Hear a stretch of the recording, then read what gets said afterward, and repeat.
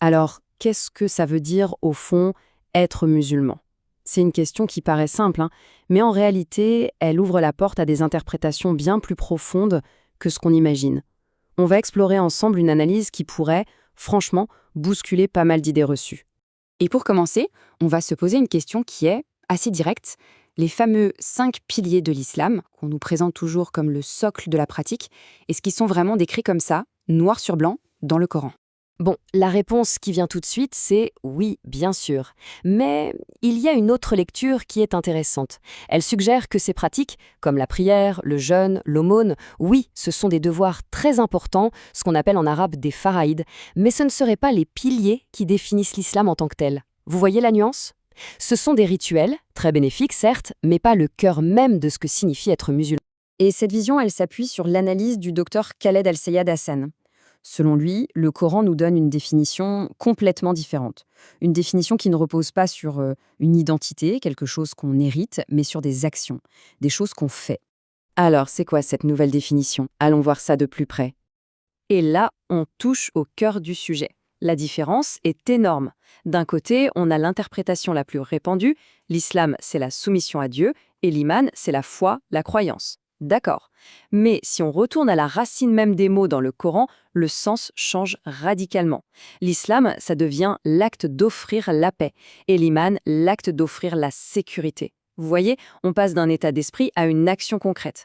Donc, un musulman, dans cette optique, c'est quoi? Eh bien, ce n'est pas quelqu'un défini par ses croyances, mais par ses actions.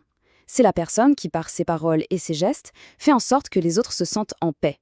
C'est simple en fait, les autres sont en paix à son contact. Et le mu'min, c'est l'étape d'après si on veut. C'est celui qui va encore plus loin. C'est la personne à qui les autres font tellement confiance qu'ils se sentent totalement en sécurité. En sécurité pour eux-mêmes, pour leur famille, pour leurs biens. C'est quelqu'un qui, par sa constance, inspire la sécurité. Bon, cette distinction entre islam et iman, elle amène une question de logique assez importante. Est-ce qu'il y a un ordre? Est-ce que l'un vient avant l'autre? Juste pour situer le débat, il faut savoir que d'autres penseurs modernes, comme par exemple le docteur Mohamed Charour, ont proposé une autre vision. Pour lui, les piliers de l'islam, c'était la croyance en Dieu, au jour du jugement, et les bonnes actions. Et c'est une idée qui a eu pas mal d'écho. Mais est-ce que cette idée de mettre la croyance d'abord, un peu comme un ticket d'entrée, est-ce que ça colle vraiment avec ce qu'on lit dans le Coran? C'est là qu'un verset de la sourate Al-Hujurat devient absolument clé pour comprendre. Le verset dit « Les Bédouins ont dit « Nous avons l'iman ». Dit « Vous n'avez pas l'iman », mais dites plutôt « Nous avons l'islam », car l'iman n'a pas encore pénétré dans vos cœurs. C'est d'une clarté limpide, non? Ce verset, il établit une chronologie, une séquence très claire. D'abord, on agit pour offrir la paix aux autres, ça c'est l'islam, et ensuite, seulement après, par des actions répétées, constantes, on gagne la confiance des autres et on leur offre la sécurité, ça c'est l'iman. L'action vient donc bien avant cet état de confiance totale. Ok, donc si l'islam c'est un comportement, une action pour offrir la paix, comment on fait? Concrètement, eh bien, cette analyse propose 5 règles, tirées directement du Coran, pour y arriver. Alors, voyons ces 5 règles. La première, nulle contrainte en religion, c'est la base. La deuxième, vous êtes responsable de vous-même. Chacun est responsable de ses propres actes. La troisième, ne vous asseyez pas avec ceux qui se moquent des versets de Dieu. L'idée, c'est juste de prendre ses distances, pas de confrontation. Quatrièmement, combattez uniquement ceux qui vous combattent et ne transgressez pas. C'est un cadre très strict pour la défense.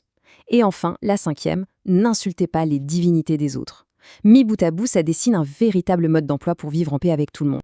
Et tout ça nous mène à la conclusion peut-être la plus percutante de toute cette approche, c'est que les actions priment sur les croyances.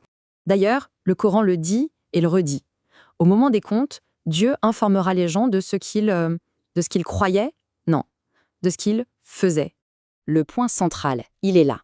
Le texte met l'accent sur la responsabilité des actes, toujours avec cette formule « ce que vous faisiez ». Il n'est jamais question de « ce que vous croyez ».